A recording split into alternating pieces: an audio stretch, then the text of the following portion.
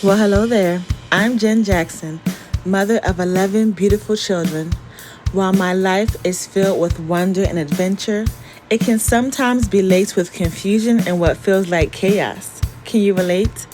My goal is to point out that while motherhood may have its challenges at times, it can also be beautiful and marvelous. As a mother, you have a superpower that cannot be duplicated. You are the true Captain Marvel. Let's talk about it. Welcome to episode 24 of Marvelous Motherhood with Mama Jen. And today I'll continue on my series of Motherhood, the Ages and Stages. The ages and stages I'll be discussing today is toddlers and young children. So that normally ranges from the ages of 2 to 9. Well, from my experience, the common milestones that we often recognize are our children are learning to talk and express themselves. Little by little through those years, our children are absorbing so much. If we as adults had the capacity to learn as much as children learn from their early formative years, we would all feel like geniuses. And little children are just so great at learning new things. And everything in this world is new to a toddler and a young child. And that includes vocabulary, and that includes conversational skills, and that includes social cues and learning how to regulate their emotions. Everything is new to them, and they are learning everything constantly. So our job and our roles as mothers is to guide them. Because remember, children are just little adult humans in training. They are tiny, and we are learning how to care for them and teach them so that they can learn how to be well-adjusted, considerate, and kind and loving adults when they are older. So some of the chores that little ones can handle. For toddlers, it's important to teach our children from all ages how to take care of themselves and their households and how to contribute to their community. And we start off by teaching them chores. So toddlers can do things like wipe off the table with a damp cloth. They can do things like load and unload the dishwasher if you have an electric dishwasher. They can do things like put plates and forks and spoons and napkins on the table. And they can do things like, and they should do things like picking up their own toys. That leads to one of my first tips. If your child or children are having a really hard time keeping their space clean and cleaning up their toys, then that is a sign that they have too many toys. Sometimes we get them Lego sets and block sets, mega blocks, etc. And lots of toys and kitchen sets and things like that have lots of small pieces. But if time to clean up comes and they feel overwhelmed or they cry or they take a long time or just plain old disobey you and don't clean up their toys, then that is a sign that they have too many toys. In reality, the toy companies have done a great job marketing to parents and to preschools and to other places and making us think that children need all toys, that they need colorful things to tinker with. But the reality is, children will play with anything. If you ever watch children, you may remember saying out loud to them, "Put that down, that's not a toy," or "Go play with your toys." And it's because naturally children are learning how to be adults from us. They want to do what we are doing. They want to explore and try new things. And little plastic and colorful toys do not allow much for the imagination. It does allow them to use their imagination. They still build things with blocks and they still make their dolls talk to each other. But toys are just not as vital to their development as we think they are. So if your child is having a hard time keeping their room clean, keeping their space clean, keeping the living room clean, picking up after themselves, my first tip is normally a sign that it is time to reduce the amount of toys that they have and to reconsider the amount of toys that you purchase them. Another thing is during those years, our children are learning how to take care of themselves as far as hygiene. As toddlers, they're learning how to use a potty by themselves. They're learning little by little how to wipe themselves, touch the toilet, wash their hands properly, brush their own teeth, etc. And that leads to another tip that I have when it comes to hygiene. When your baby or toddler's diaper is constantly blowing out, even after the second blowout, I would say, don't even let it get too far. If your child's diaper is blowing out, which means the poop is leaking out when they go number 2 and going up their back or out the bottoms, then that is a sign that your child's diaper is too small. It may fit their hips just fine. It may fit their bottom just fine. And you think, well, this is the size they wear. But if they're having blowouts from their diaper, then the diaper may fit their hips, but it cannot support and it's not big enough for what your child is putting out. And therefore, it's good to get your child a bigger diaper, at least one size up, even if it fits their hips, so that you won't have to keep changing their clothes when they have blowouts. Another thing when it comes to toddlers and young children is that they are learning social cues. So my next tip is be careful how you act and what you say around your children, because they are watching everything you do and say. They see how you talk to them when they do something wrong or when they do something right. If you praise them when they do the right thing, they will praise each other and even you when you do the right thing or someone else. If you scold and yell at them with attitudes when they do something wrong, they will do that to each other and to other children. So however you act around your children, however you behave relationally to those around you, is how they will act and behave relationally to those around them. It's not all about just saying be kind to others or make sure you share. It is all about what you model for children. At this young age, toddlers and young children are forming their opinions about the world. They're forming their social personality at these ages. And it's important to set good examples for them as much as we can, because they are learning more from what we do than what we tell them. It's also important at the young children age, between the ages of 6 and 9, to start introducing very important conversations to them. Conversations and life lessons about how to handle money, about not spending more than you have, about friendships and showing kindness and reciprocation, about the importance of lying and how lying is always unacceptable. Always unacceptable. You want to teach that to children from a young age. We also want to teach our children about relationships and marriages, even at this young age. And from the ages of 5 to 9, 6 to 9 rather, is a great time to introduce conversations about sex and their bodies. You want to be the first person to talk about these things with your children, not their friends or peers, and not some other adult. You want to be the first one to let them know what their body parts are for and how they are supposed to be private, and no other adult or child should be touching or seeing them. When their children are young children, between the ages of 6 to 9, I say to start right at 6 years old. It's important to have those important conversations with your children. Now, from my experience, I've learned when it comes to young children that they are very, very capable.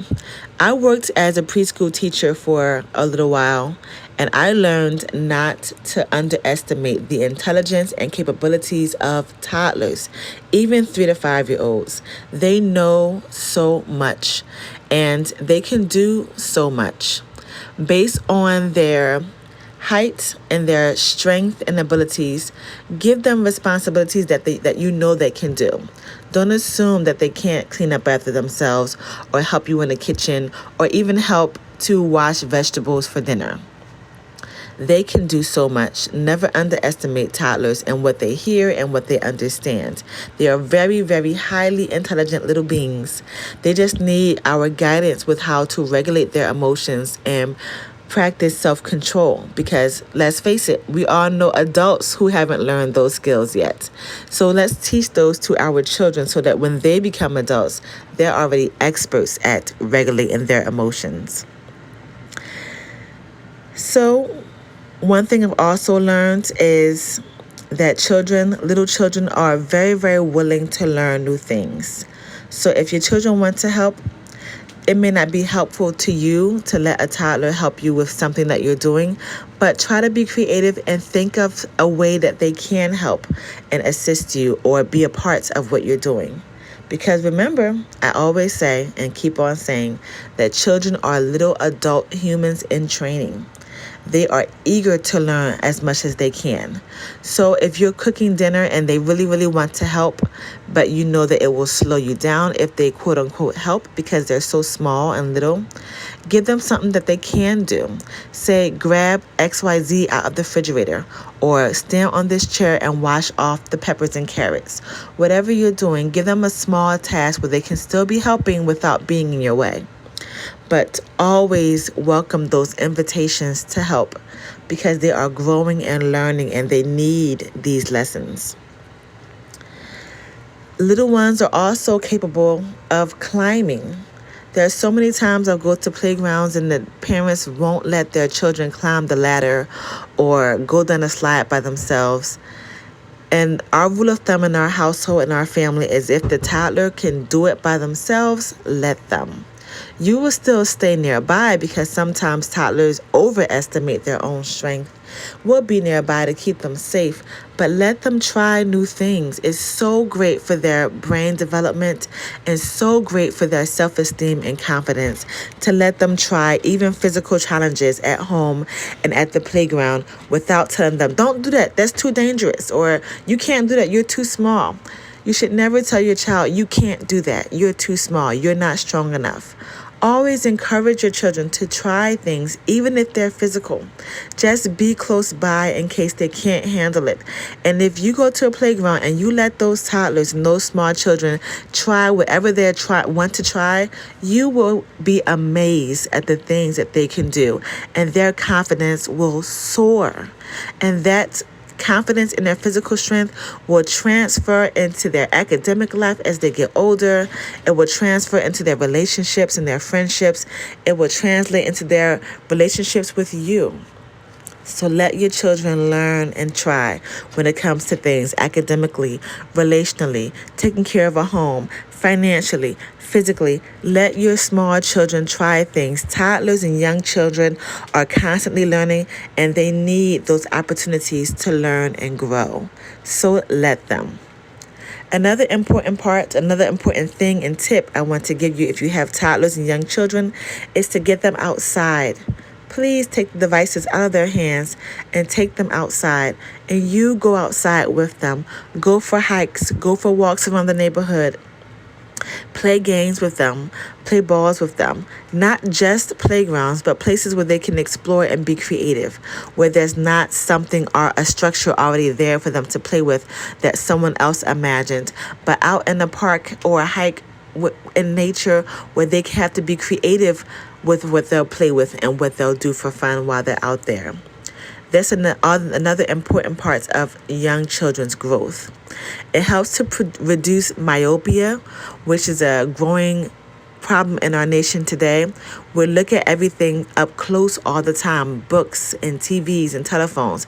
We need more exercise looking out at a distance, and that's where going for walks and going for hikes and being outdoors will help with.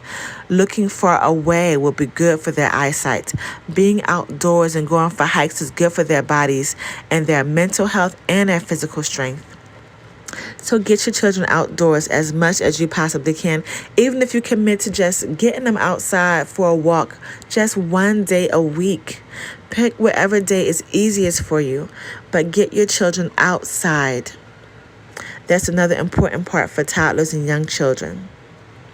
Now, if you have toddlers and young children, some of your challenges may be things like conflict resolution and helping them to manage their emotions. I want to encourage you, mothers and fathers, if you have a toddler that throws tantrums and yells and screams, I know that it's frustrating, But don't get mad and take it personally when they act that way, because everything is new to these children, including their emotions. And they need to learn how to regulate their emotions and use self-control and be considerate of others. So we have to teach them with consistency. And we'll have to teach them the same lessons over and over again until they finally get it. But if you have a child that throws tantrums, you can nip that in the bud. And it won't happen overnight. It will take time and consistency and effort from you. But the few days or even few weeks of effort from you will save you years of having to deal with a child who is unhinged all the time. So take the time. If you have a child that likes to hit or yell or throw things or scream or cry out loud whenever they don't get their way, you should tell your child that it's unacceptable. Use words, not yelling back, but looking them in the face. Make them be quiet and tell them that it's unacceptable and let them know what they can do instead. And if your child refuses to calm down, then you tell your child you have to go in your room and you can yell and scream in your room until you feel better. And then you can come out when you are done. And you have to enforce that.